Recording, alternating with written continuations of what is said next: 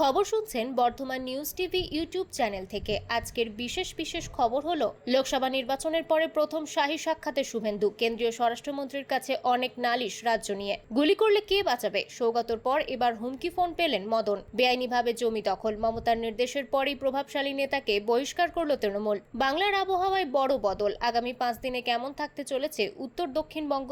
উপনির্বাচনে তৃণমূলের ওপর নেতিবাচক প্রভাব ফেলতেই প্রকাশ্যে আনা হয়েছে পুরনো ভিডিও। তোপ দাগলেন দিদি। লোকসভা ভোটের পর 1 মাসে 5 ঘটনায় বিড়ম্বনায় তৃণমূল, কিন্তু আন্দোলনের সরণিতে বিরোধীরা কই? ডাকাত দলের মাস্টার মাইন্ড ডোমজুড়ের ডাকাতির পরিকল্পনাও তার। চাচির কথা জানলে অবাক হবেন। আরিয়াদহে গ্রেপ্তার জয়ন্তের সঙ্গী প্রসেন। সাঁড়াশি দিয়ে কিশোরকে নিগ্রহ করেছিল সে। রায়গঞ্জের উপনির্বাচনে ফল, এবার হাড্ডাহাড্ডি লড়াই। প্রতিদিন নিয়মিত খবর শোনার জন্য বর্তমান নিউজ টিভি চ্যানেলকে সাবস্ক্রাইব করুন। আসছি বিস্তারিত খবরে।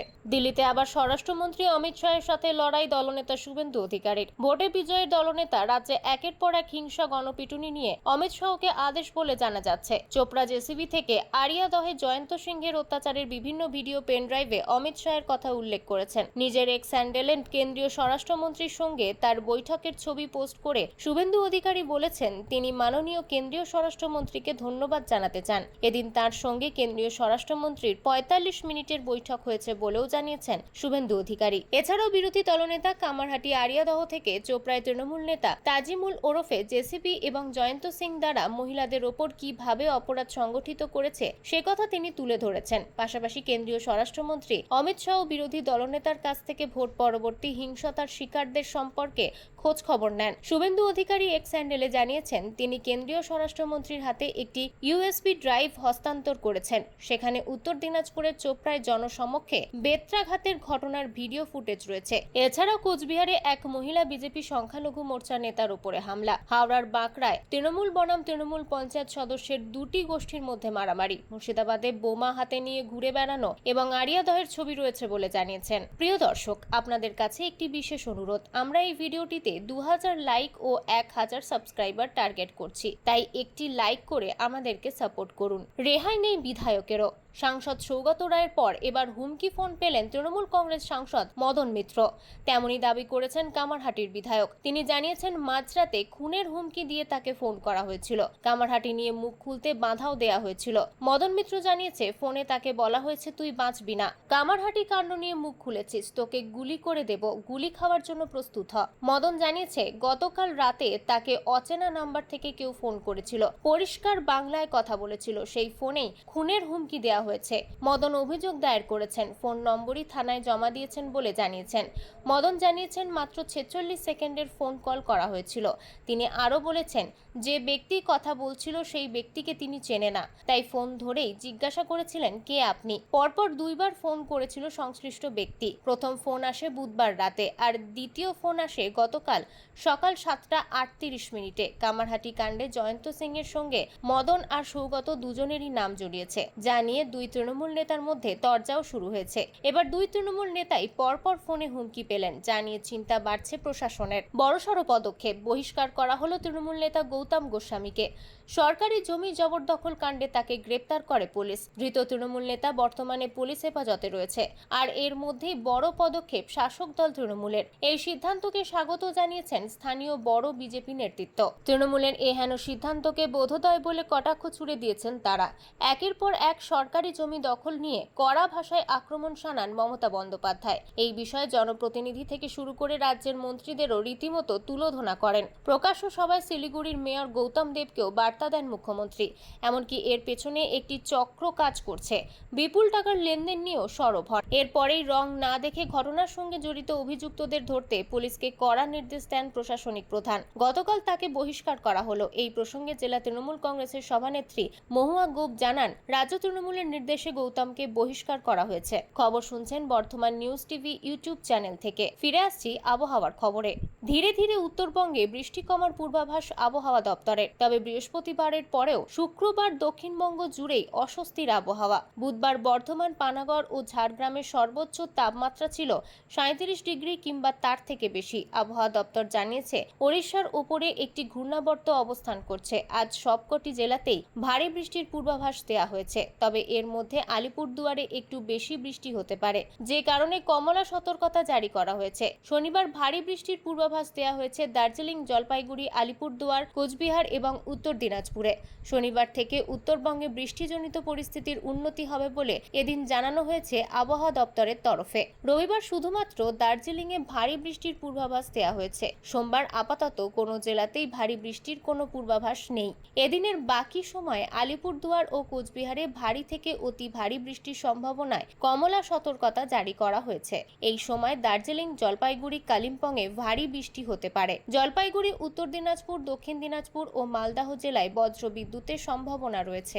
রাজ্যের 4টি বিধানসভা কেন্দ্রের উপনির্বাচন ছিল বুধবার। তার 72 ঘন্টা আগে থেকে পুরনো ভিডিও প্রকাশ্যে এনে তৃণমূলের ভোটারদের উপর নেতিবাচক প্রভাব তৈরি করার চেষ্টা হয়েছিল বলে মন্তব্য করলেন পশ্চিমবঙ্গের মুখ্যমন্ত্রী তথা তৃণমূল নেত্রী মমতা বন্দ্যোপাধ্যায়। বৃহস্পতিবার দুপুরে মুম্বাই রওনা হওয়ার আগে বিমানবন্দরে এ নিয়ে ক্ষোভ প্রকাশ করেন মমতা। এ প্রসঙ্গে মুখ্যমন্ত্রী কাঠগড়ায় তুলেছেন বিজেপি এবং সংবাদ মাধ্যমের একাংশকে। মুম্বাই সফরে মমতার সঙ্গে উদ্ধব ঠাকরের এক শরদ পাওয়ার বৈঠক হবে। মমতা নিজেই জানিয়েছিলেন শুক্রবার এই দুই নেতার সঙ্গে তার সাক্ষাৎ করার কথা। মমতা জানিয়েছেন শুক্রবার বিকেল 4টের সময় তিনি দেখা করবেন উদ্ধবের সঙ্গে। তারপর বিকেল 5টায় শরদের বাড়িতে দেখা করবেন তিনি। মমতা এও জানিয়েছেন সমাজবাদী পার্টি নেতা অখিলেশ যাদবও পৌঁছবেন মুম্বাইয়ে, তার সঙ্গেও দেখা হতে পারে, তবে পুনর্নির্ধারিত কোনো সূচি নেই। শুক্রবার মুকেশ তনয়ের বিবাহের অনুষ্ঠানে যোগ দিয়ে শনিবার মমতার কলকাতায় ফেরার কথা।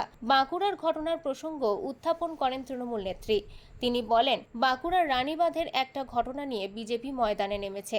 আমি খোঁজ নিয়ে দেখলাম ওখানে যা ঘটেছে তা পুরোটাই পারিবারিক বিবাদের কারণে। পুলিশ ব্যবস্থাও নিয়েছে। বিজেপি অভিযোগ করেছিল রানীবাঁধে তাদের বুথ সম্পাদক বঙ্কু বিহারী মাহাতোকে খুন করেছে তৃণমূলের লোকজন। রাজ্য বিজেপির এক্স হ্যান্ডেল থেকে মৃতের ছবিও পোস্ট করা হয়েছিল বৃহস্পতিবার সকালে। সেই পোস্টকে রিপোস্ট করে বাঁকুড়া জেলা পুলিশের পক্ষ থেকে লেখা হয়েছে, একটি ঘটনাকে কেন্দ্র করে ভুয়ো তথ্য ছড়ানো হচ্ছে। এই ঘটনায় ইতিমধ্যে অভিযোগ দায়ের হয়েছে এবং ওই গ্রামের 3 জনকে গ্রেপ্তার করা হয়েছে। পুলিশের এও দাবি জমি সংক্রান্ত বিবাদের জেরেই ওই ঘটনা ঘটেছিল।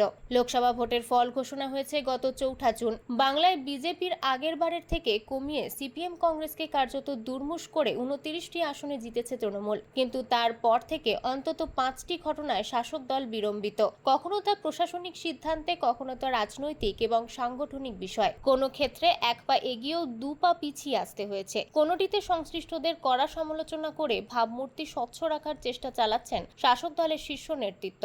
পরিস্থিতি যখন এমন, তখন বিরোধী পরিসরের আন্দোলন কোথায় তা নিয়ে প্রশ্ন উঠছে। বিরোধী শিবিরের নেতারাও ঘরোয়া আলোচনায় মানছেন নির্বাচনের ধাক্কা এখনো কাটিয়ে ওঠা যায়নি। রাস্তায় নামা তো দূরের কথা, অনেকে সমাজ মাধ্যমেও সরাসরি তৃণমূল বিরোধিতার পথে হাঁটতে কুণ্ঠাবোধ করেছেন। সেখানে তৃণমূল আগে ভাগে নিজেরা ময়দানে নেমে বিরোধীদের পরিসরকে সংকুচিত করে দিচ্ছে বলে অভিমত অনেকের। ছেলে ধরার না চোর, বিবিধ সন্দেহে রাজ্যে গণপিটুনি কার্যত সংক্রমণের আকার নিয়েছে। শুধু মার নয়, তারকেশ্বর থেকে ভাঙড়, বারাসাত থেকে মেদিনীপুর গণপিটুনিতে মৃত্যুর ঘটনাও ঘটেছে। সমালোচকদের অনেকেই গোটা পরিস্থিতির জন্য প্রশাসনকেই দায়ী করছেন। গত 1 মাসে অন্তত 17টি গণপিটুনির ঘটনা ঘটেছে। নিতান্ত সাধারণ চেহারা, পুলিশের গাড়ি থেকে নামার সময় যেন ভয়ে কুঁকড়ে রয়েছেন। তিনি কিছুই জানেন না, তিনি চাষের কাজ করেন, এ কথাই বললেন সাংবাদিকদের প্রশ্নের উত্তরে। বিহার থেকে ট্রানজিট রিমান্ডে নিয়ে আসা হয়েছে আশা দেবীকে। হাওড়া ডোমজুড়ে সোনার দোকানে ডাকাতিতে তিনি অন্যতম অভিযুক্ত। পুলিশের তরফ থেকে যে তথ্য দেয়া হয়েছে তা রীতিমতো চমকে ওঠার মতো, কারণ এই আশা দেবী বিহারের ডাকাতের গ্যাংয়ের অন্যতম সদস্য। তিনি নিজেই এই গ্যাংয়ের গুরু দায়িত্ব পালন করেন। ডাকাতদের কাছে তিনি চাচি নামে পরিচিত। এই চাচিকে ঘিরে এখন রহস্যের জাল ঘনীভূত। বছর 49 বয়স আশা দেবী ওরফে চাচির। বিহারের সমস্তিপুর এলাকায় তার বাড়ি। বিহারে তিনি কোনো অপরাধ চক্রের সঙ্গে জড়িত নন। বিহার পুলিশের কাছে তার বিরুদ্ধে কোনো অভিযোগ নেই, কিন্তু একাধিক রাজ্যে এই চাচির বিরুদ্ধে অভিযোগ শোনা গিয়েছে। চাচি ডাকাতের পরও সব ধরনের লজিস্টিক সাপোর্ট দিতেন চাচি। ডাকাতরা কোথায় গা ঢাকা দেবে, ডাকাতের জিনিস কোথায় জমা হবে, সোনার গয়না সহ অন্যান্য লুটের মাল কোথায় কিভাবে কত টাকায় বিক্রি হবে, এই সব কিছুই চাচি নিয়ন্ত্রণ করতেন। শেষ পর্যন্ত হাওড়া পুলিশের হাতে ধরা পড়ে গেলেন এই মহিলা। হাওড়া আদালতে গতকাল তাকে তোলা হয়। তিনি এই ব্যাপারে কিছুই জানেন না, ডাকাতদের কাউকেই তিনি চেনেন না, এই কথা সাংবাদিকদের বলেন। চোখে মুখে তার ভয়ের ছাপ। পুলিশের জালে জয়ন্ত সিংয়ের আরেক সাগরেদ। ধৃত ব্যক্তির নাম প্রসেন দাস ওরফে লালটু। আড়িয়াদহ এলাকায় জয়ন্ত সিং ও তার সঙ্গীরা ত্রাসের রাজত্ব কায়েম করে রেখেছে দীর্ঘদিন থেকে, এই কথা সাধারণ মানুষের থেকে জানা গিয়েছে। তালতলা ক্লাব এলাকায় চোর সন্দেহে এক কিশোরকে ধরা হয়েছিল। এই প্রসেন দাস তার উপর অত্যাচার করে, যৌন নির্যাতন করা হয় বলে অভিযোগ। সেই ভিডিও ভাইরাল হয়েছে। সেই ভিডিওতেই প্রসেনকে দেখা গিয়েছে। যদিও সেই ভাইরাল ভিডিও সত্যতা যাচাই করেনি ওয়ান ইন্ডিয়া বাংলা। আড়িয়াদহের তালতলা ক্লাব এখন আলোচনার চর্চায় রয়েছে। সেখানে হাত পা ঝুলিয়ে একজনকে পেটানোর ভিডিও ভাইরাল হয়েছিল। ক্লাবের ভিতর কি হতো, কোন তালিবান শাসন চলতো, সেই সব প্রশ্ন উঠতে শুরু করেছে। জয়ন্ত সিং এদের সকলের মাথায় আছে। তার কারণে সঙ্গীদের বাড়ন্ত এমনই মনে করছে ব্যারাকপুর পুলিশ কমিশনারেট। রাজ্যের 4 কেন্দ্রের উপনির্বাচন হয়ে গিয়েছে 10ই জুলাই। এবার গণনার পালা। 13ই জুলাই গণনা হবে। রায়গঞ্জ আসনটি মোটামুটি কংগ্রেস বেশিবার জিতেছে। সাম্প্রতিক সময়ে সেখানে তৃণমূল কিংবা বিজেপির আধিপত্য দেখা গিয়েছে। এবার এই কেন্দ্রের উপনির্বাচনে কংগ্রেস প্রার্থী করে প্রাক্তন বিধায়ক মোহিত সেনগুপ্তকে, বিজেপি প্রার্থী করে মানস কুমার ঘোষকে, আর তৃণমূল প্রার্থী করেছে 2021-এ বিজেপির টিকিটে জয়ী হয়ে রায়গঞ্জ লোকসভায় তৃণমূলের প্রার্থী হয়ে হেরে যাওয়া কৃষ্ণ কল্যাণীকে। এবার যে 4টি কেন্দ্রে উপনির্বাচন হয়েছে তার মধ্যে রায়গঞ্জেই সব থেকে বেশি ভোট পড়েছে। বৃহস্পতিবার নির্বাচন কমিশন জানিয়েছে রায়গঞ্জে ভোটের হার 71.99%। বুধবার বিকেল 5টায় ভোটের হার ছিল 67.12%। খবর আজকের মতো এই পর্যন্তই। ধন্যবাদ।